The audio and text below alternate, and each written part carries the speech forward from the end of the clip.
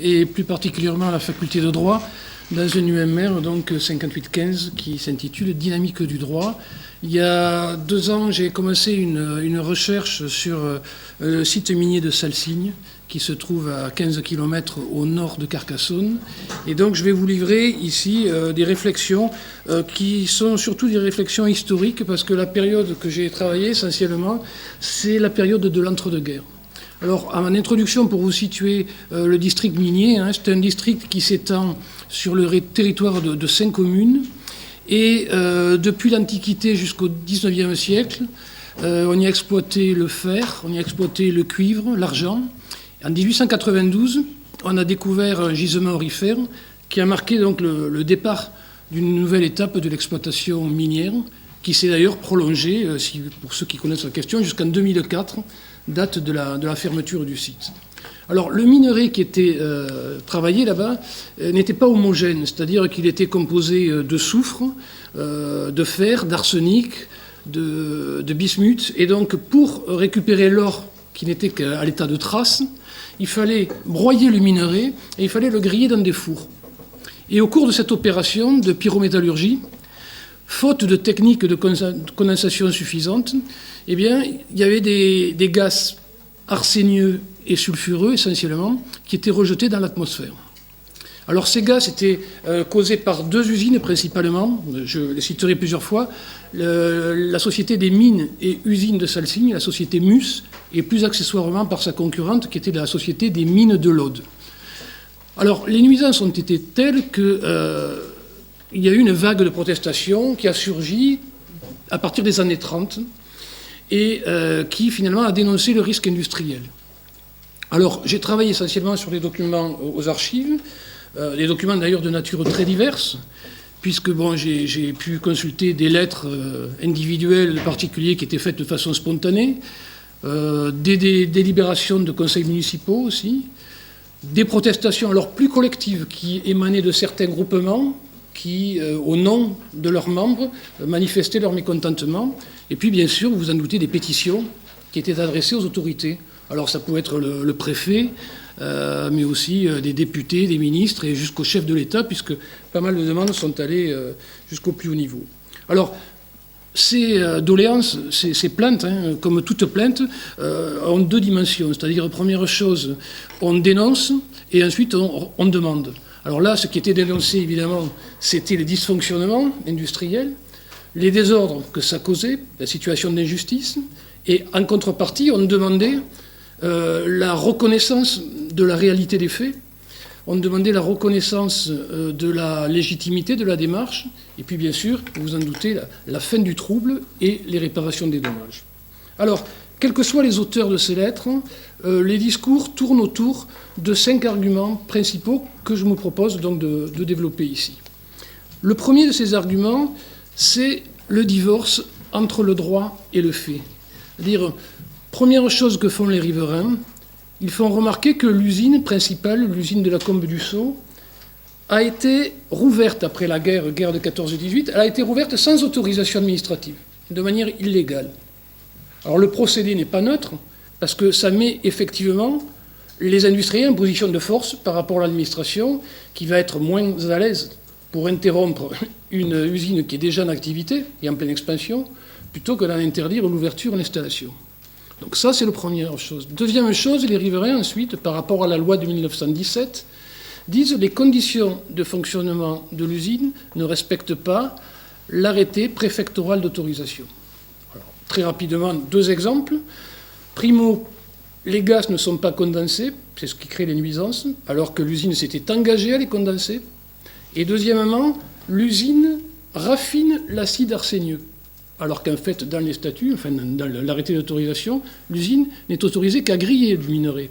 Là, elle va raffiner l'acide arsénieux. Pourquoi ? Parce qu'à la production de l'or, elle va rajouter la production de l'arsenic. Donc ces 2 éléments, déjà, devraient permettre le reclassement de l'usine. Elle apparaît dans la 2e classe des établissements dangereux. Elle devrait être dans la 1re classe. Ce qui entraînerait à ce moment-là son déplacement dans une zone qui serait distante de toute habitation. Et donc, à corps et à cri, les riverains réclament de nouvelles enquêtes administratives et surtout, ils déplorent qu'au lieu des sanctions qui sont prévues par la loi, sanctions administratives, sanctions pénales, eh bien, l'administration s'évertue à accorder des délais de grâce systématiques aux industriels pour leur permettre finalement de remplir les obligations qu'ils ont contractées. Enfin, dernier argument juridique invoqué par ces riverains, ils demandent l'application d'une loi de 1932, c'est la loi Morizet sur les fumées industrielles, qui interdit toute fumée industrielle de nature à polluer l'atmosphère, je vous donne carrément l'intitulé, de nuire à la santé, à la sécurité publique et à la production agricole. Alors voilà vite fait ces arguments. À côté de ce listing de griefs, la question essentielle qui est posée, c'est la question de l'effectivité des normes juridiques. Effectivité au sens de degré de réalisation, dans la pratique sociale, de la règle de droit. Eux, les riverains, ils ont une vision du droit qui est très utilitariste. Et ça se comprend parce qu'ils sont à la fois profanes et ils sont victimes. Donc ce qu'ils attendent, c'est qu'une loi, a fortiori, comme la loi Morizet, quand elle est prohibitive, eh bien, une loi a vocation à s'appliquer. Permettre qu'une loi reste lettre morte, pour eux, c'est un non-sens, c'est une aberration. Alors, entendons-nous bien, ils ne demandent pas la fermeture définitive de l'usine. Ils demandent une suspension temporaire de son activité qui va laisser le temps aux industriels de trouver des techniques suffisamment efficaces pour lutter contre les fumées. Parce que si l'ineffectivité n'est pas corrigée, à ce moment-là, on aboutit à une ruine du système normatif. Je veux dire par là que les gens honnêtes comme les riverains, qui sont fondés, comme tout un chacun ici, à croire que l'application d'une loi va protéger vos droits, eh bien ces gens honnêtes seraient à la merci des délinquants, qu'ils soient industriels ou autres. C'est-à-dire que dans le cas précis, les agriculteurs qui sont incommodés n'auraient d'autre choix finalement que d'arrêter leurs travaux dans leurs vignes. Ou les autochtones du coin n'auraient d'autre choix que de quitter la région. Alors ce que ne savent pas à l'époque les riverains, c'est que la loi Morizet, malheureusement, n'aura jamais été appliquée. Elle était tellement radicale et tellement ambitieuse qu'il n'y a jamais eu d'interdiction des fumées industrielles. N'empêche qu'au moment des faits, vous en doutez, ils vont vivre très mal de voir finalement la garantie de leurs droits qui n'est pas assurée. Donc s'ensuit chez eux un sentiment d'insécurité juridique, dans la mesure où le système normatif est dépourvu de certitude. Donc s'il est dépourvu de certitude, il est complètement dépourvu de toute utilité. Et à partir de là naît chez les riverains un sentiment finalement de perte de confiance, notamment dans l'administration. Ils mettent en cause l'impartialité des enquêtes qui sont faites sur place. Qu'elles soient faites auprès des industriels, qu'elles soient faites auprès des agriculteurs, on considère qu'elles ne sont jamais faites finalement avec la volonté d'aboutir. Et il y a la même perte de confiance avec les organismes comme le Comité des arts et manufactures à Paris, qui est en charge du dossier Salsigne, qui n'est pas mieux considéré, parce que lorsque son représentant vient dans la région, il ne visite personne, il ne va voir aucun maire, et on ne sait pas sur quoi il se fonde pour accorder systématiquement de nouveaux délais aux industriels, et finalement laisser la situation telle qu'elle est. Donc il y a une espèce d'opacité qui va entourer le dossier Salsigne, qui fait que dans les années 30, la question, et je vous la livre telle qu'elle, qui est posée par les riverains, c'est quelle est donc à Salsigne la raison mystérieuse qui s'oppose à une intervention énergique et sévère? Alors, en fait, c'est simple de répondre à cette question, c'est qu'eux sont convaincus que l'application de la loi va mettre fin aux nuisances. En fait, là où ils ne réalisent pas, c'est qu'il y a à côté de ça une notion autonome de la tolérance administrative. Une notion autonome qui fait que finalement, en droit de l'environnement, surtout, et plus encore qu'ailleurs, eh bien, les pouvoirs publics vont préférer ignorer les manquements des industriels plutôt que de toucher aux équilibres sociaux et économiques auxquels ils participent. La région souffre de dépopulation, elle souffre de chômage, il est évident que les usines constituent un bassin d'emploi. Donc dans l'optique, je dirais, analyse, rapport, coût-avantage, il est bien évident qu'il y aura une tolérance du risque. Et que face à ça, les problèmes environnementaux ne vont pas peser lourd. Ils vont se heurter à des considérations qui vont être jugées d'un rang supérieur. Et on sait tous que la notion d'intérêt général en droit administratif est bien jolie, mais c'est une notion évolutive qui va varier en fonction des besoins à satisfaire et surtout des nouveaux enjeux auxquels une société, quelle qu'elle soit, va être confrontée. Et ici, cette notion de la plasticité, je dirais, de la notion d'intérêt général, elle est évidente à Salsigne.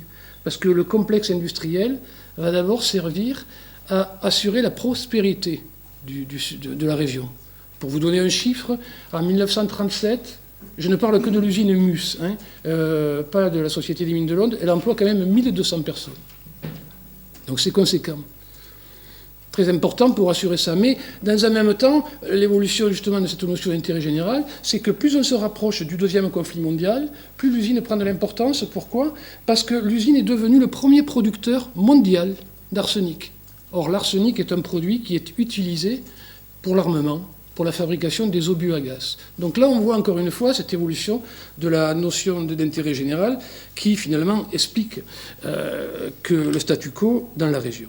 Alors, je parlais du scepticisme des riverains. Il a au moins un côté positif, c'est qu'en mettant en cause l'administration, ça va renforcer leur conviction, leur engagement militant. Là où avant, ils s'adressaient aux autorités en lançant une alerte verticale, dans la mesure où cette alerte ne produit pas les effets escomptés, ils se rabattent sur une alerte horizontale en cherchant, en persuadant leur entourage immédiat de se lancer dans une action collective. Donc on va avoir des mouvements, des groupements qui naissent. Alors, tout le monde n'adhère pas à ces groupements collectifs. Vous avez les plus enragés qui vont garder une démarche individuelle. Et cela, même, j'irai plus loin, je vais vous donner 2 exemples, cela menace carrément les pouvoirs publics de se faire justice eux-mêmes. Vous avez un agriculteur qui déclare « Je suis un honnête homme qui vit du produit de son travail. J'ai toujours respecté la loi, mais devant les destructions des espérances que j'avais fondées dans mes cultures, j'ai mon esprit qui s'égare et je ne voudrais pas avoir recours à des procédés qui me répugnent. » Un autre jardinier écrit « Il m'est impossible de continuer mon métier. Je vous prie de sanctionner les fauteurs, quels qu'ils soient et aussi haut placés qu'ils soient, en espérant qu'une solution rapide interviendra et que je ne serai pas obligé, dit-il, d'aller rétablir l'ordre que les pouvoirs publics sont chargés de faire respecter. » Donc ces exemples montrent que là, l'insécurité juridique dont je parlais, ça ruine complètement aussi la prévisibilité qui est inhérente au vivre ensemble. Prévisibilité qui fait que chacun n'a pas à redouter les dommages qui peuvent être causés par son voisin, dans la mesure où on a tous l'assurance que la loi va finalement en assurer la prévention, la réparation ou la cessation. Ça, c'est une idée acquise à Salsigne. L'autre idée acquise, et elle est partagée par tout le monde, c'est de dire, qu'est-ce que le droit ? Le droit, c'est ce qui est juste. Et ce qui est juste, c'est ce qui est conforme à la loi. Ça, c'est pour le droit. Pour la justice, qu'est-ce que la justice ? Pour la conscience commune, c'est l'incarnation du principe selon lequel on va attribuer à chacun ce qui lui est dû. Or, ici, les riverains qui partagent ces convictions estiment qu'à Salsigne, l'ineffectivité des normes juridiques crée une situation d'inégalité sociale. Le postulat républicain, par exemple, de l'égalité des citoyens devant la loi, qui voudrait qu'on impose les normes jusque dans les cas concrets, eh bien ici se pose la question. Et je vous lis aussi l'interpellation du préfet. Il est inadmissible qu'un organisme industriel soumis comme tout le monde à l'observation des lois et des arrêtés préfectoraux puisse s'y dérober.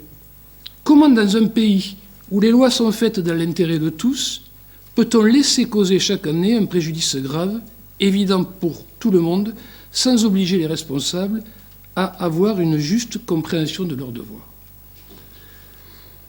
Voilà, alors, pour finir sur ce premier thème, le divorce du droit et du fait, je dirais que même il y a une dernière, 2 éléments qui finalement font plus appel à la raison et au bon sens qu'au droit, c'est que certains maires s'interrogent en se disant mais comment actuellement on peut emprisonner quelqu'un qui va pour vagabondage alors qu'à côté de ça, les industriels qui polluent toute une région vont rester impunis. Donc finalement, en conclusion, pour eux, en interpellant les pouvoirs publics, ils se disent ici, les pouvoirs publics sont déficients, les industriels font la sourde oreille. S'il y en a un finalement, qui va aussi... Il y a une catégorie, il y a un acteur qui respecte le principe de l'égalité, qui est le fondement de l'ordre social, ce sont bien les riverains. Voilà donc ce que je voulais vous dire sur ce premier thème consacré donc au divorce entre le droit et le fait. Une autre argumentation se fonde sur la protection des biens. Il faut savoir que le site s'inscrit dans une région qui est essentiellement agricole. Vous avez de la viticulture qui domine un petit peu d'arboriculture fruitière et quelques pâturages. Et à partir de là, l'exploitation des terres va souffrir de ces rejets de vapeurs toxiques.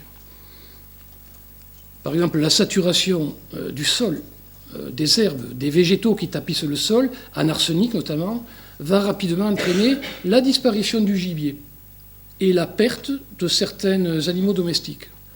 Les cultures céréalières vont être abandonnées. Les fourrages sont empoisonnés par l'arsenic. À tel point d'ailleurs que l'usine rachète les fourrages aux agriculteurs. Et qu'elle se garde bien d'ailleurs, et c'est révélateur, elle va les incinérer ailleurs. Ce qui est révélateur certainement de la toxicité des fourrages. Je ne vous donne pas les chiffres, mais ils sont quand même édifiants. À côté de ça, cette mesure, qu'on pourrait dire finalement équitable, ne l'est qu'à moitié.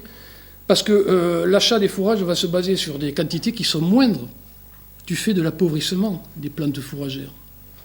Et ensuite, ça va créer des frais supplémentaires pour les agriculteurs, des frais de transport, parce qu'ils devront aller ailleurs s'approvisionner. Donc c'est à moitié satisfaisant. Voilà pour les fourrages. À côté de ça, vous avez des fruitiers, bien, les feuilles tombent, les troncs se crevassent, et bientôt, les fruits et les légumes vont être déclarés invendables et non consommables. Ce qui fait que la production locale maraîchère va être refusée sur les marchés, parce que ça jette le discrédit, effectivement, sur la qualité des produits. Alors, juste un chiffre, sachez qu'à Cabrespine, qui n'est pas loin de l'usine, pour 1 kilo de fruits et légumes, il y avait, en 1940, 110 grammes d'arsenic, qui est pas mal. Alors, la vigne, quant à elle, résiste mieux à l'arsenic. Par contre, elle est beaucoup plus sensible aux vapeurs sulfureuses qui se transforment en acide sulfurique. Donc là, c'est pareil, brunissement des feuilles, plus mauvais rendement des ceps et une croissance qui est retardée. Alors, les industriels en sont complètement conscients, parce qu'à partir des années 32, ils acceptent quand même de suspendre pendant la période de floraison de la vigne, ils suspendent l'activité de l'usine. Ce qui n'empêche pas, je vous dis de suite, le vin d'être quand même déclaré invendable, ce qui fait qu'il y a un préjudice supplémentaire pour les viticulteurs qui ont déjà leur récolte qui baisse d'année en année. Enfin, et c'est évident, l'action des fumées va avoir un effet catastrophique sur la fertilité du sol. C'est-à-dire que les parcelles les plus proches ou celles qui sont sous le vent se transforment en terres incultes. Les vignes vont être arrachées, elles vont être abandonnées, et les propriétaires n'ont d'autre recours que de vendre leurs propriétés, à qui, bien sûr, aux sociétés minières, qui vont développer tout un patrimoine. Et enfin, je terminerai sur ces nuisances en vous disant qu'au-delà des végétaux, c'est pour vous dire la force aussi de la pollution, c'est que les vapeurs sont tellement agressives qu'elles vont jusqu'à corroder les fils de fer des cultures et les feutres de palissage, que les cultivateurs donc, doivent remplacer. Et enfin, cerise sur le gâteau, dans ce qu'on appelle à cette époque, entre guillemets, le pays des fumées, la réputation d'insalubrité de la région est telle qu'il est impossible de trouver du personnel ou de le conserver dans une propriété, parce que les gens ne veulent plus rester. Ou alors, si les ouvriers agricoles veulent rester, ils vont demander le paiement de primes conséquentes. Donc, au fur et à mesure, on s'aperçoit qu'au fur et à mesure que le site va se développer, eh bien, les riverains subissent d'importants préjudices financiers sans que leur comportement en soit la cause. Alors qu'à l'inverse, les industriels tirent profit d'une conduite blâmable, puisqu'elle est irrespectueuse de la loi. Donc ça va heurter complètement la logique et le principe finalement de justice dont on parlait tout à l'heure, selon lequel il faut que chacun, on distribue à chacun le fruit de ses efforts. S'il est équitable qu'un homme méritant recueille le fruit de son travail, on comprend tout à fait le désarroi de l'agriculteur de base à Salsigne quand il est face à la dépréciation de ses terres ou à la diminution d'année en année répétée de ses récoltes. Vous avez là, et c'est évident, une atteinte au droit de propriété. Alors bien sûr, le Code civil vous dit que la propriété qu'on a sur une chose vous donne droit sur tout ce que produit cette chose. Encore faut-il que cette capacité productrice ne soit pas altérée par l'activité d'un tiers. Alors le décret de 1810, le premier décret sur les établissements dangereux, conciliait ces deux impératifs, de droit de propriété absolu, c'est-à-dire le droit de l'usinier, le droit du voisin, en disant si effectivement chacun est libre de créer sa propre industrie, on ne peut pas tolérer que pour l'avantage d'un industriel, un particulier éprouve des dommages dans sa propriété. Donc ce principe en 17, lorsqu'il y a une nouvelle loi, 1917, pardon, ce principe de conservation des biens va être repris et appliqué en milieu agricole. Voilà donc pour ce qui est du contexte économique. Pour revenir sur les acteurs, bon, j'en parlais à l'instant et je vais en reparler encore longuement, le fer de lance à la contestation sont les agriculteurs. C'est eux qui assurent le succès de la mobilisation et ils sont aidés parce qu'à celle-ci, il y a une espèce d'homogénéité du tissu social. La plupart des riverains exercent des métiers qui relèvent du même secteur d'activité. Donc ils sont tout naturellement désignés pour partager les arguments et les idées des agriculteurs. Qu'ils soient éventuellement fermiers, qu'ils soient métayers, qu'ils soient éleveurs, qu'ils soient apiculteurs, ils vont tous subir les effets économiquement injustes de la pollution. Donc ils sont tous aussi naturellement désignés pour adhérer aux syndicats professionnels que vont lancer les agriculteurs. À partir des années 32, les agriculteurs vont développer dans tous les villages en tout cas les plus impactés, des syndicats. Alors, le syndicat dans une commune va bien sûr représenter un intérêt collectif qui dépasse la somme, disons, des intérêts particuliers de ses membres et qui va s'identifier à l'intérêt de la commune qu'il représente. C'est-à-dire que là, cette démarche corporative qu'on pourrait finalement critiquer, eh bien, elle s'inscrit quand même dans l'idée que la loi ne cherche pas le bien d'un individu comme une fin en soi, mais recherche finalement ce bien comme un moyen d'accéder au bien de la collectivité. Alors tous ne sont pas syndiqués, tous les riverains, mais en tout cas qu'ils soient syndiqués ou pas, ils éprouvent le même sentiment d'angoisse qui est lié à leurs conditions sociales. C'est-à-dire que ce sont en général de petits propriétaires qui cultivent eux-mêmes leurs terres et qui en tirent le seul revenu. Alors je ne parle pas, par contre, de l'autre catégorie que je mettrai à part, je n'aborderai pas ça aujourd'hui, ceux qui vont être à la fois mineurs et paysans. Je parle uniquement des gens qui sont investis dans l'action, dans la dénonciation du risque industriel. Ceux-là puisent leur légitimité dans leurs conditions sociales. C'est-à-dire, ils considèrent que leur activité, depuis des dizaines et des dizaines d'années, fait vivre la région. Et en ces temps de troubles politiques et économiques, la crise de 29 est pas loin, eh bien, ils se considèrent carrément comme les véritables artisans de la prospérité nationale. Et c'est encore plus vrai lorsque la France va entrer en guerre, en disant il y a une convergence des intérêts de la paysannerie et finalement des intérêts de la nation. Parce qu'au moment où la nation a besoin, ou l'agriculture plutôt, a besoin de faire un effort colossal pour subvenir aux besoins de la population et surtout aux besoins des soldats, l'abandon des terres à Salsigne, ce serait une perte irrémédiable pour l'intérêt national. Alors dans cette région, vous avez une situation d'inégalité entre les industriels et les agriculteurs qui va finalement déterminer, je dirais, le caractère injuste de l'ordre social. La différence de traitement que l'administration réserve aux uns et aux autres heurte la notion de mérite dont j'ai parlé tout à l'heure, mais surtout renvoie aussi à une inégalité de gouvernance. Pendant que vous avez certains qui s'enrichissent, les industriels, vous avez les habitants qui trouvent frustrant, alors là je vous lis la phrase, de s'esquinter à travailler pour être malheureux sur des terrains qui s'empoisonnent chaque jour davantage et qui ne donnent pas le revenu attendu. Eux ne demandent qu'à faire produire leur capital, leur patrimoine. Eux font remarquer qu'ils sont chaque fois, ils répondent favorablement quand il y a une politique du gouvernement qui dit il faut faire de nouvelles cultures, faire de nouveaux ensemencements. Eh bien, ils répondent, mais par contre, ils se disent on ne mérite pas au bout du compte de voir nos récoltes brûlées ou déclarées invendables. Et ils se sentent, je dirais, doublement lésés que chaque fois qu'ils démarrent une procédure judiciaire, la longueur de la procédure et le jeu des voies de recours, un appel, etc., ça va différer l'indemnisation. Et là aussi, je vous livre le témoignage d'un particulier qui, s'adressant toujours au préfet, explique que des experts sont désignés pour évaluer les dégâts. Jamais leur montant ne peut être réglé à l'amiable. Toujours, un jugement au tribunal d'instance, suivi d'un procès en cour d'appel, intervient pour différer à 2 ou 3 ans le paiement des dommages reconnus par les experts. C'est ainsi, dit-il, que pour l'année 41, notre affaire est en attente devant la cour d'appel. Celle de 42 ira la rejoindre aussi, ainsi que la récolte de 43 qui arrive à maturité. Donc, au résultat, c'est donc du fruit de 3 années de travail que nos paysans sont frustrés.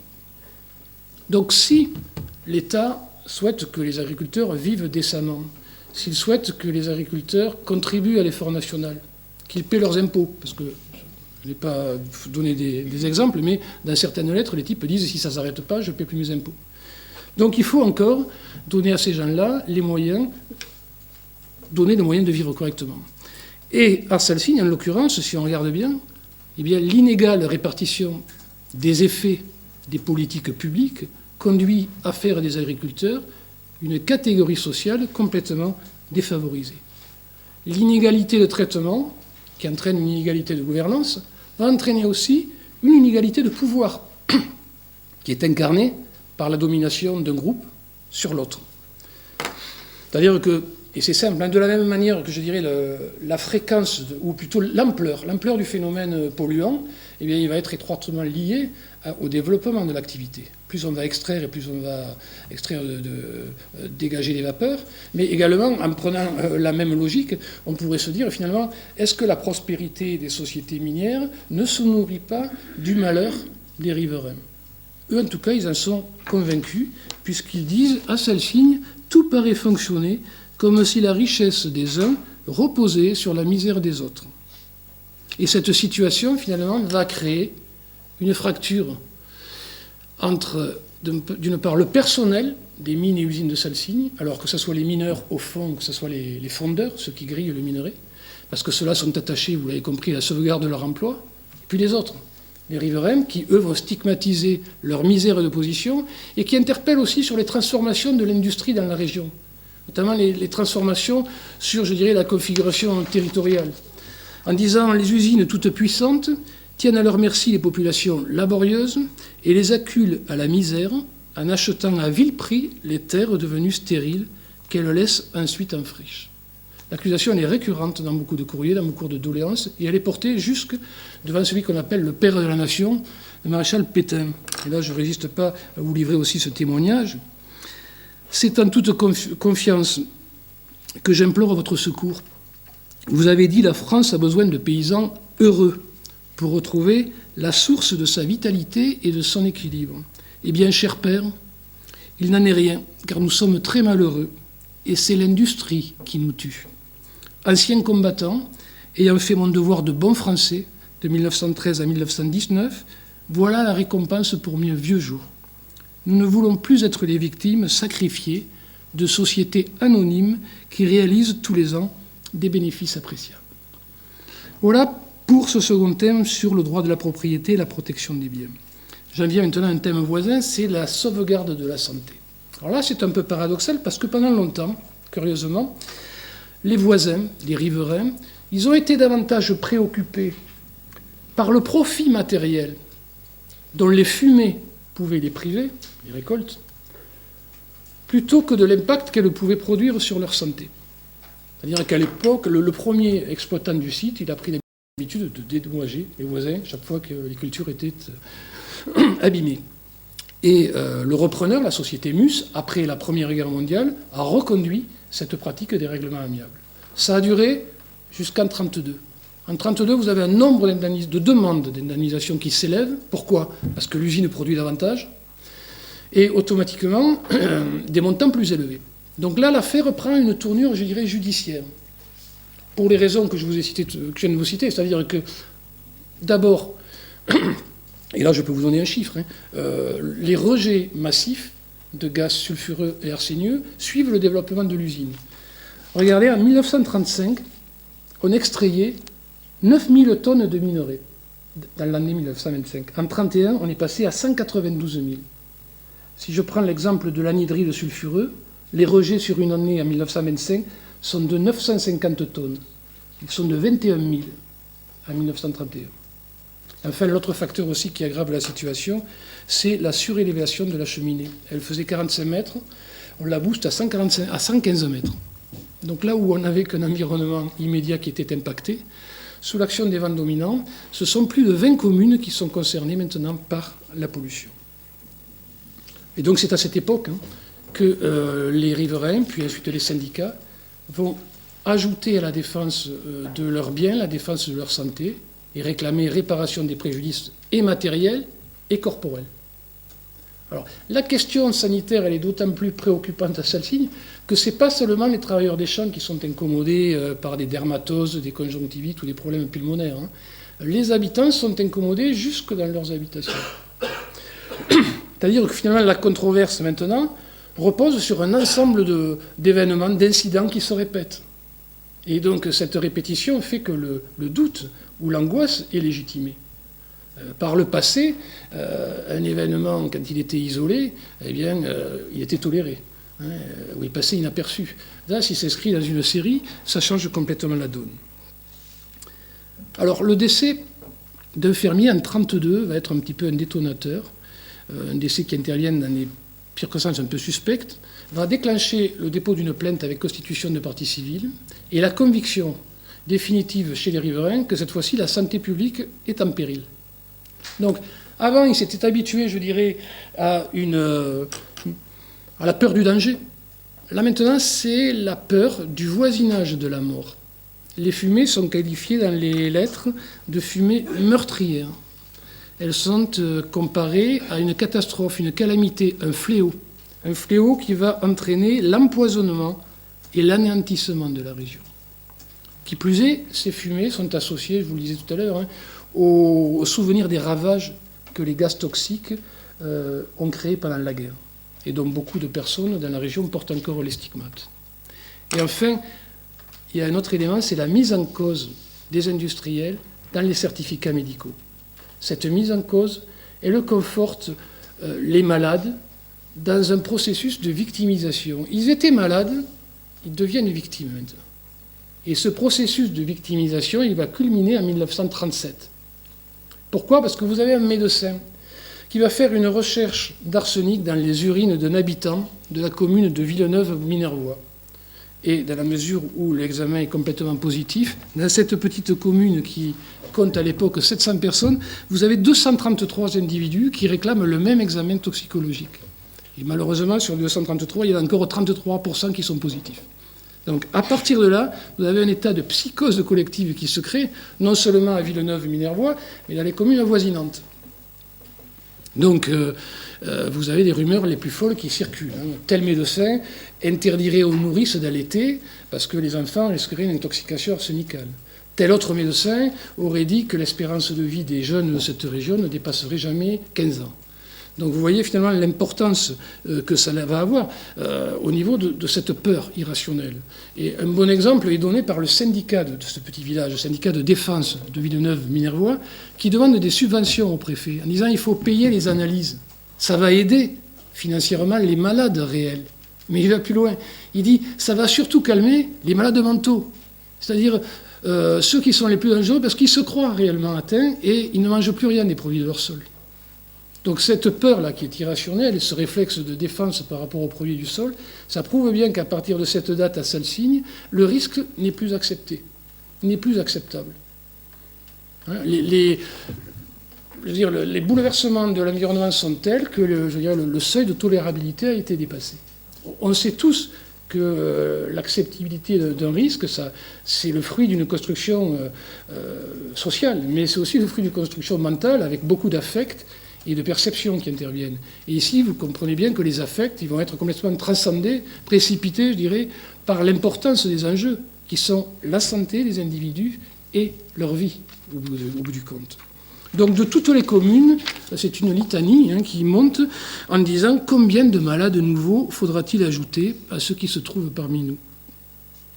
Doit-on intervenir doit-on attendre pour intervenir que l'arsenic ait fait quelques victimes? Et enfin, la vie humaine pourra-t-elle encore longtemps résister? Ce qui a fait avant que le risque était toléré, c'était l'indemnisation. Maintenant, devant l'échelle nouvelle des enjeux, les riverains reconsidèrent leurs priorités. C'est-à-dire qu'il ne faut pas que l'attribution, la compensation financière, l'attribution d'indemnités, il ne faut pas que ça occulte l'impérieuse finalité du mouvement. L'impérieuse finalité, c'est la fin du fait dommageable, c'est la fin de la cause du dommage, c'est-à-dire les fumées. Là aussi, un exemple, une pétition des 18 maires adressée au ministre en disant « Les mines ont plusieurs fois promis de faire le nécessaire et ces engagements n'ont jamais eu de suite. L'attribution d'indemnités ne saurait apporter les remèdes. Il s'agit d'exiger que l'on en finisse avec les vaines promesses et que l'on passe aux réalisations. Il n'y a pas de dommages et intérêts qui tiennent. Ce que nous désirons, c'est la fin du danger. » Et je dirais que cet objectif, la fin du danger, des nuisances, est poursuivi par les syndicats, qui garantissent un intérêt général justement à cet objectif. Alors là, ça va entraîner un problème, c'est que les syndicats, à partir de là, vont désavouer tous les agriculteurs qui peuvent voir dans le processus de judiciarisation un moyen, finalement, pas très lourd, de finalement se procurer une source de revenus. Et de la même façon, ils vont également critiquer ceux qui vont agir hors syndicat isolément pour satisfaire les besoins personnels et des raisons complètement financières, parce que ça permet à l'usine, en versant des indemnités, d'acheter la paix sociale. Et ça contribue, bien entendu, à discréditer tout le mouvement. Alors là aussi, le témoignage est intéressant. Les syndicats, de façon unanime, les 6 syndicats les plus combatifs, précisent « Les mines cherchent à faire croire que nous poursuivons un but de spéculation. Les indemnités qui ont été payées, disent-elles, excitent les convoitises. » C'est faux. Dans cette affaire, un malentendu a été créé. Beaucoup de sinistrés ont été neutralisés par les indemnités. La responsabilité de ces neutralisations doit rester à ceux qui les ont acceptées. Malheureusement, trop de gens font une assimilation tendancieuse entre ces paiements et le silence de certains sinistrés qui sont devenus de simples complices. Voilà. Donc, c'est vrai que si on regarde au niveau de la réparation, on peut considérer que la réparation des dommages, c'est l'aveu d'un échec. C'est la preuve que toutes les protestations qui ont été émises pendant les enquêtes administratives n'ont jamais été enregistrées. Et qu'une fois qu'on a donné l'autorisation à l'usine de fonctionner, l'administration n'a pas su garantir la santé et la sécurité de la région. Par ailleurs, et on le sait tous maintenant, le principe pollueur-payeur, il a ses limites. L'évaluation forfaitaire d'un préjudice matériel est parfois très délicate à fixer. Je le sais pour avoir lu les rapports des experts agricoles. C'est pas évident. Entre le sol qui déjà, au niveau fongio-chimique, contient de l'arsenic et ce qui vient des fumées, c'est pas évident d'apprécier le dommage. Mais ça reste un dommage matériel. Maintenant, qu'en est-il pour les dommages qui sont extra-patrimoniaux? Comment réparer un préjudice moral? Comment réparer un préjudice corporel? Est-ce que l'argent, d'après vous, c'est une juste compensation aux souffrances qui sont endurées? Le préjudice qu'on dit tous indemnisable, il est indemnisable par rapport au prix que les juges fixent. Mais est-ce qu'il est réparable? Ça pose la question, et je pense que vous le verrez dans les jours qui viennent, de l'irréversibilité de ce préjudice. Alors, les riverains se plaignent aussi qu'ils ont peur que la réparation soit considérée par les industriels comme un droit à polluer. Ils savent très bien que les industriels vont préférer retirer le profit de leurs fautes plutôt que de s'abstenir de les commettre. Donc ils sont prêts chaque année à verser des indemnités plutôt que réfléchir, perdre du temps et investir sur des techniques dont finalement ils ne savent pas ce que ça va pouvoir donner. Donc ça, c'est aussi quelque chose qui va revenir de façon récurrente dans les plaintes des riverains. Or, pour eux, le problème, il est très simple. Il n'y a pas de... On ne réfléchit pas sur les indemnités. Les indemnités ne font pas tout, mais les indemnités, c'est un faux problème. Qu'elles soient versées ou qu'elles ne soient pas versées, l'intérêt public reste rigoureusement le même. Et l'intérêt public, c'est la défense de la santé. Voilà le point de vue des industriels, des riverains. Alors, en 1938, ils vont aussi loin. On a peut-être 5 5-10 minutes maximum. Ah ouais, d'accord. Je vais alors essayer d'aller plus vite. Ouais. Donc, ce qu'ils proposent, donc, c'est finalement, plutôt que les indemnisations, la fin de la cessation illicite de ce trouble. C'est-à-dire que là, d'un point de vue juridique sur la réparation, c'est très intéressant, parce que lorsque vous réparez de façon monétaire un dommage, celui qui en profite, c'est uniquement le vainqueur du procès. Et il en profite de façon immédiate. Tandis que si vous faites cesser une situation illicite, non seulement vous réglez une situation présente, mais vous garantissez aussi l'avenir. Et ça, c'est un point finalement qui va être développé par les riverains, parce qu'en disant, finalement, chez nous, l'importance des enjeux, ils s'accordent complètement à cette plus large temporalité qui permet de ménager finalement le milieu, le garder sain, à destination des générations futures. Et donc les riverains, là, s'inscrivent directement dans une perspective complètement intergénérationnelle. Alors, rapidement, je vais essayer de vous dire que cette controverse sur la santé est intéressante à un double titre, ensuite. D'abord, parce qu'elle contribue à redéfinir le problème des fumées comme un problème de santé publique, parce qu'on le pose sur l'agenda local. Et ce qui, finalement, relevait de la gestion des entreprises devient véritablement un problème politique. Ensuite, deuxièmement, ce qui est intéressant, c'est que cette démarche va finalement leur éviter de s'enfermer dans une démarche de type NENBI. C'est-à-dire que la controverse, en grandissant, va, donner une dimension collective au risque. Et à partir de là, donc, on s'aperçoit finalement qu'il y a une montée en généralité du risque qui est partagé par tous et que ça ne concerne pas simplement une composante de la collectivité qui défendrait son précaré, mais l'ensemble de la collectivité. Les syndicats vont d'ailleurs se positionner sur une échelle très élargie. Leur statut, finalement, c'est... Alors, je vous donne au moins celui d'un syndicat. Le syndicat de Villeneuve, par exemple, apporte son concours à tous les syndicats de France similaires, créés dans le même but de défense contre le voisinage d'usines dangereuses pour les cultures et la santé. C'est-à-dire que déjà, là, ces dispositions traduisent une mise en cause globale du système industriel en tant qu'il est générateur de pollution. Et de façon très moderne, on se rend compte que donc les inégalités écologiques, là, elles ne sont pas seulement le fait de certains acteurs qui vont user de leur position dominante pour imposer une pollution à d'autres, mais ça relève aussi des structures mêmes du système, structures économiques, politiques, environnementales. Alors, rapidement, les deux autres thèmes que je souhaitais aborder, c'est le droit au respect et à la dignité. Pourquoi ? Parce que les riverains vont très souvent faire référence à la morale, qu'ils considèrent bafouée, parce que les riverains, finalement, considèrent qu'ils sont ignorés de l'administration et des industriels. Si vous voulez, ils souffrent d'un déni de reconnaissance, et je dirais plus encore, ils souffrent des circonstances dans lesquelles ce déni leur est opposé. C'est-à-dire que ce qui était insupportable jusqu'à présent, c'était les fumées, mais là où c'est encore plus insupportable, c'est la façon dont ils sont traités. Ils ne supportent plus d'être écœurés, je vous cite les termes, dégoûtés par des attitudes qu'ils jugent lamentables et honteuses. Le fait que l'administration accorde des délais successifs aux industriels, ils considèrent ça comme un ultime défi au pays. Il y a une espèce de notion d'outrage. Notre exemple vous dit, on a fait des pétitions auprès du gouvernement, mais ils font la sourde oreille. On s'est plaint au préfet, il nous a répondu qu'il y avait des tribunaux compétents pour ça, c'est-à-dire qu'on les renvoie devant le judiciaire. En fait, ici, c'est comme dans la fable de La Fontaine, la raison du plus fort est toujours la meilleure. Donc vous avez une référence express ici à la fable qui traduit le désenchantement des riverains par rapport à l'efficacité de la justice, qui normalement doit protéger les faibles. Ici, entre le faible, c'est-à-dire l'agriculteur, et le puissant, l'industriel, l'issue de la confrontation ne fait pas de doute. En dépit de la justesse de ces arguments, le pauvre va être dévoré. Et ils font également référence à la fable du loup et de l'agneau, mais à celle aussi du pot de terre contre le pot de fer. Et le pot de fer, je peux vous dire qu'à Salsigne, il est costaud.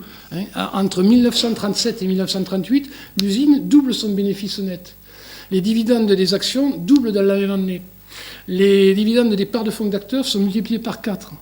Donc, à tel point que la question est posée, que peut-on faire, disent les riverains, pour lutter contre le puissant mur d'argent des actionnaires des usines de celle-ci. Cette réussite, c'est une insulte à la région. Ça bafoue la morale. La morale interdit de faire un mal pour en retirer un bien. Ici, c'est le contraire. Donc, il y a cet élément contre les industriels, et en plus une autre notion de désinvolture, la façon dont, je le répète, ils traitent le problème des fumées. Cette désinvolture qui frôle la mauvaise foi amène en 1937 plusieurs maires et plusieurs conseils municipaux à donner leur démission. Malgré les assurances des industriels, nous sommes obligés de constater qu'il n'y a aucune amélioration. Pour ces motifs, je maintiens donc, Monsieur le Préfet, ma démission. C'est un maire qui parle, le maire de Limousin. C'est avec regret que je prends cette mesure. Moi, élu au suffrage universel, je suis solidaire, l'idée de solidarité est jolie, de mes électeurs, et en tant que serviteur de la population, je la suis dans sa protestation. Alors, je le disais, plus que de la légèreté, il y a de la mauvaise foi dans les usines, qui sont champions, je le répète, des promesses faites et jamais tenues. Ce sont des gens, quand on leur demande de venir constater les dommages dans les champs qui se dérobent, ou alors qu'ils vont attribuer la responsabilité à l'usine voisine, quand ils paient les indemnités, c'est toujours avec retard, ou alors ils vont chercher à diminuer le montant. Et alors, ce marchandage, il peut porter sur les intérêts strictement matériel, comme sur la réparation des dommages corporels. Là, je ne résiste pas au témoignage d'une mère de famille qui dit « J'ai 2 enfants qui ont été intoxiqués par l'air ou les légumes. J'ai dû les soigner, leur faire du régime, les changer d'air à maintes reprises. J'ai envoyé à l'usine les analyses et les certificats médicaux, constatant leur état chronique, et j'ai demandé 10 000 francs sur facture pour les dépenses. On m'offre 2 000 francs. N'est-ce pas dérisoire ? Alors qu'on fait des souscriptions nationales pour l'enfance malheureuse, moi, je ne pourrais avoir aucun secours. Voilà. Alors parfois même, les industriels vont plus loin, ils répondent par des sarcasmes aux plaintes des riverains, en disant que s'ils sont incommodés par les fumées, ils n'ont qu'à travailler dans les vignes avec un masque à gaz ou se couvrir de pommade. Alors c'est vrai qu'il ne faut pas attribuer une portée trop générale à ces exemples, mais enfin, ils vont nourrir le ressentiment. C'est-à-dire que bientôt, ce ne sont pas des propos circonstanciés qu'on reproche aux industriels, c'est carrément une attitude générale, méprisante, qui finalement transforme des doléances légitimes en jérémiade, en cupidité, en esprit de chicane. Voilà, on arrive là à un discours donc, qui relève à la fois du droit et de la morale, et on retrouve l'étymologie du mot pollution au sens de flétrissure et de souillure. Enfin, très rapidement, le dernier point sur lequel ils achoppent, c'est la défense du patrimoine. C'est-à-dire que les polluants dans l'air, ils ne restent pas indéfiniment. Au bout d'un certain temps, avec les précipitations et les dépôts, ils vont retomber à la surface. Et à partir de là, va se poser le problème de l'impact sur les tissus végétaux, humains aussi, et sur les tissus végétaux, et puis la concentration et la dispersion dans le sol. Et là, les riverains vont considérer que les transferts des polluants dans le sol, eh bien, parce qu'ils compromettent la fertilité du sol et son habitabilité, eh bien, ça met en cause complètement leur avenir dans la région. Dès 1932, vous avez une pétition qui traduit cette préoccupation en mettant sur la même ligne, numéro 1, la protection des biens, numéro 2, la sauvegarde de la vie et la défense du sol. Et cette référence au sol est importante parce que ça donne une dimension à la fois politique au mouvement et patrimoniale. Politique, pourquoi ? Parce que le sol est considéré comme un territoire qui est fertile et qu'on ne veut pas voir transformé en désert inhabitable. C'est-à-dire qu'ils sont les gardiens et les défenseurs du territoire. C'est-à-dire un espace qui est délimité par les frontières, qui va être habité par un groupe et qui va être sous le contrôle d'une autorité. Donc cette notion-là de territoire est d'autant plus importante que le territoire, avec l'élargissement des cercles de concernement, parce qu'au départ, il y a les agriculteurs, puis après, il y a leurs alliés, c'est-à-dire les chasseurs, puis les pêcheurs, puis les élus locaux, parce qu'on fait du lobbying, puis les habitants. Donc à partir de là, vous avez le territoire, il va s'identifier à quoi ? Au village, puis à la commune, puis à la région, puis à ce qu'ils appellent la contrée, puis au pays. Et si on reprend ces derniers thèmes, région, contrée, pays, eh bien ça va renforcer une unité économique, géographique, sociale, une unité finalement que le fait industriel en se greffant risque de complètement briser. Si on prend le terme de contrée, ou plutôt le terme de région, ça incarne la collectivité du risque. Vous avez au-delà, je vais terminer là-dessus, au-delà des syndicats, une association qui se crée et qui a pour nom défense association de défense du Gabardès, c'est une région, et du Minervois, c'en est une autre. Et elle va éviter l'exclusive syndicale. Ça ne s'adresse pas qu'à des syndiqués. On s'adresse à tout le monde, y compris les pères, les mères de famille et tous les habitants. Donc ça englobe la collectivité régionale.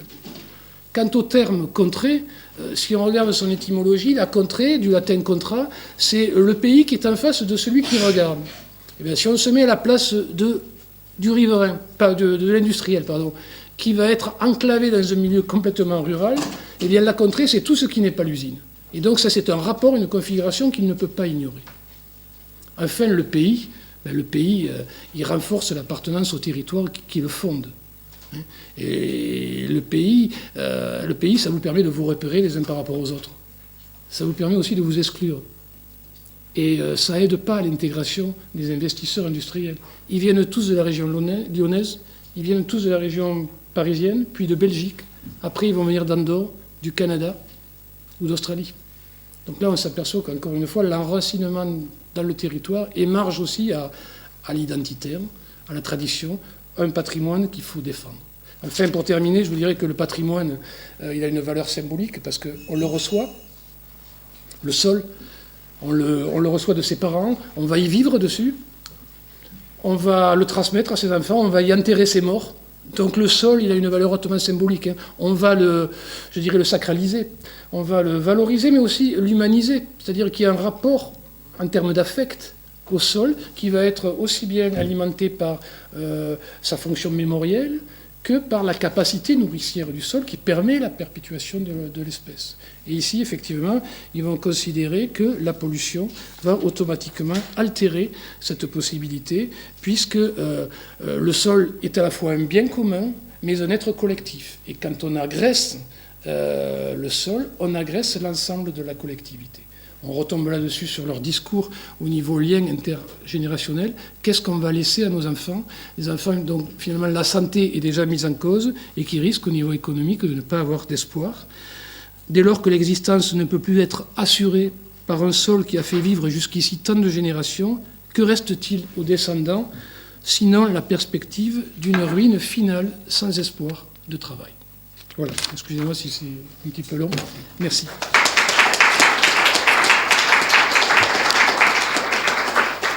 Ok, on a 10 minutes pour les questions. Moi, je ne vais pas synthétiser et poser des questions parce que j'ai pas mal parlé ce matin et puis on n'a pas très longtemps. Donc, si quelqu'un a une question. Ok, plusieurs. Est-ce que je peux débrancher là? Oui. Ouais, ok.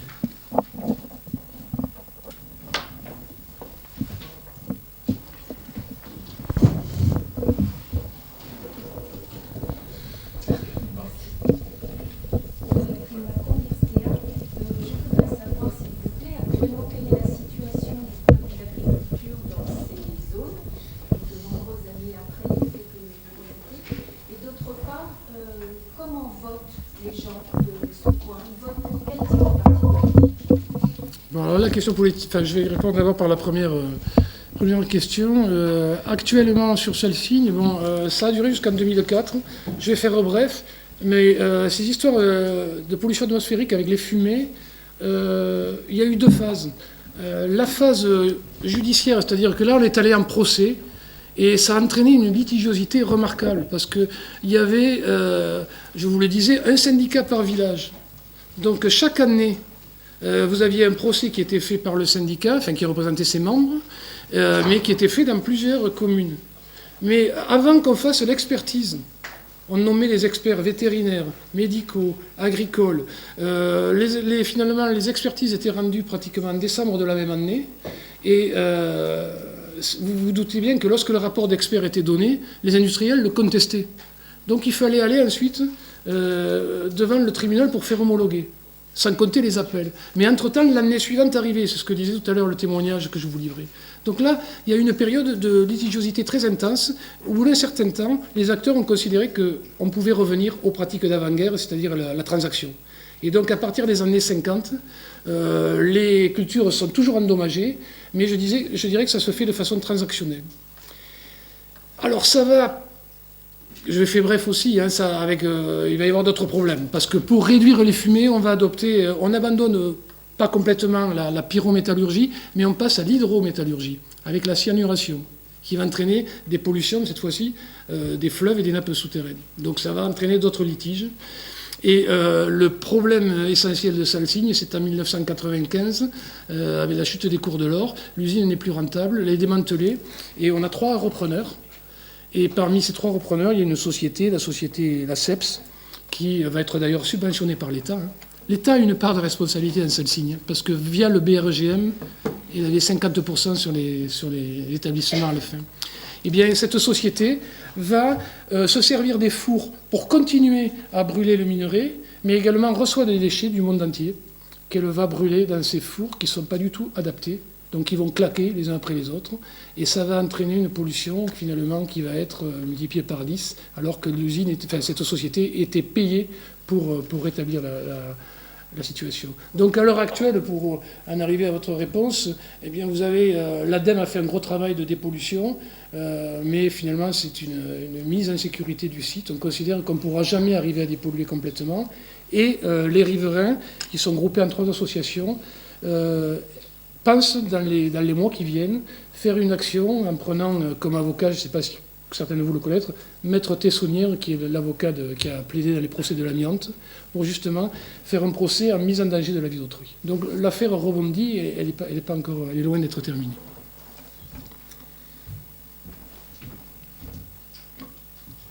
La question politique est cruciale au moment de l'entre-deux-guerres, parce que vous avez 2 blocs. Les blocs qui vont être Front Populaire, Parti communiste, et puis le côté un peu vichysois, parce que la politique vichiste, je dirais, du maréchal Pétain s'accorde très bien avec cette vision corporatiste et paysanne, quoi. Donc là, ça va être un élément aussi qui va être assez perturbateur. Jacques Méry, RSTA. Alors je constate que 3/4 de siècle plus tard, c'est ce que vous décrivez, on le retrouve parfaitement pour les conflits sur les incinérateurs et les décharges, y compris les aspects d'ineffectivité de la loi, parce que par exemple des décharges, ça ne se met pas dans les zones hydrogéologiquement défavorables. Ça c'est dans la loi, mais enfin ça se fait quand même. Donc tout ce que vous dites, c'est remarquable que 3/4 de siècle plus tard, on peut dire que rien n'a changé. Alors du coup, est-ce que le fait qu'il y ait non-effectivité de la loi, est-ce que c'est illégal qu'une loi soit non effective? Et le rôle des paysans mineurs que vous citiez tout à l'heure, comme ils ont peut-être un intérêt un peu contradictoire, quel est leur point de vue des gens qui sont à la fois en paysans et en même temps agriculteurs? Là, je ne l'ai pas abordé parce que bon, j'ai pas trop le temps, mais effectivement, là, toute cette période, même bien après, effectivement, il y a une fraction. La fraction, à la limite, après, elle dépasse la classe sociale à laquelle on appartient. C'est-à-dire, on vit des usines ou pas, quoi. Donc la société est partagée complètement en 2. Et c'est vrai que eux, les gens qui ont cette double casquette, il y a une ambivalence. Parce qu'ils en souffrent, quand ils sont dans les champs, ils souffrent les premiers. Mais dans la mesure où leur vie dépend de la mine, qui est pourvoyeuse de travail, eh bien, ils vont jamais s'opposer à la mine, quoi. Et à tel point, pour vous répondre, c'est que dans les statuts des syndicats, dont je vous avais donné un exemple, je sais que dans le syndicat de Limousin, il y a carrément une clause qui interdit à quelqu'un qui travaillerait à l'usine d'adhérer au syndicat. C'est-à-dire qu'on se méfie effectivement énormément de cette ambivalence. Tout à fait. Et pour répondre, vous disiez tout à l'heure par rapport à une loi qui est ineffective, est-ce que c'est légal d'avoir une loi ineffective?